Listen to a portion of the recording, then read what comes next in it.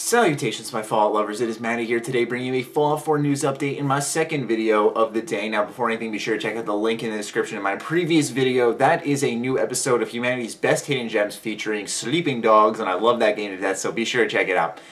Anyways, it seems that Eric Todd Delms has potentially spilled the beans, and I have taken two things from a tweet that was sent to me by a viewer on Facebook, so thank you for you guys helping me out and staying up to date on Fallout, because without you a lot of these videos wouldn't be possible. Anyways, moving on to the tweet itself, as you see on screen here, Eric Todd Delms took to Twitter, or 3Dog as most of us know it, and he said, "Remember Fallout fans, the people at Deathblog are craftsmen and women. Patience will bring perfection. Hashtag share love. Hashtag Fallout." So, what did I take from this? Well, like I said, I took two things from this. So we'll start off with the basic one, and then we'll move on to Maddie's climactic theory to end the video. Anyways, and both these are very simple, so it's not going to be that long of a video.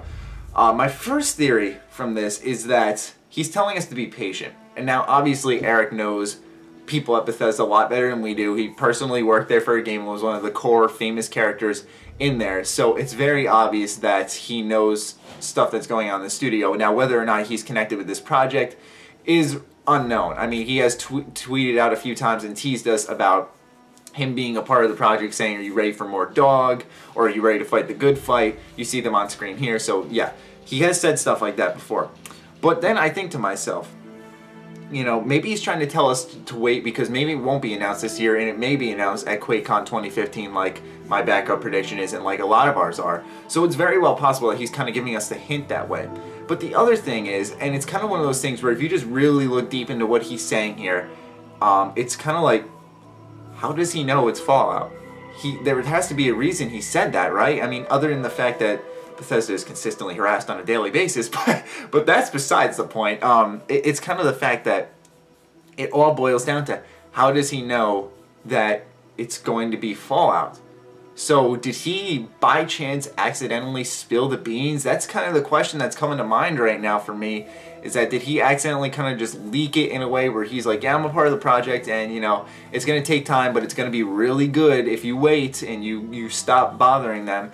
But it's always possible he's just sticking up for them, but he knows for a fact that anytime he sticks his head into the business about Fallout, the hype train gets rolling again.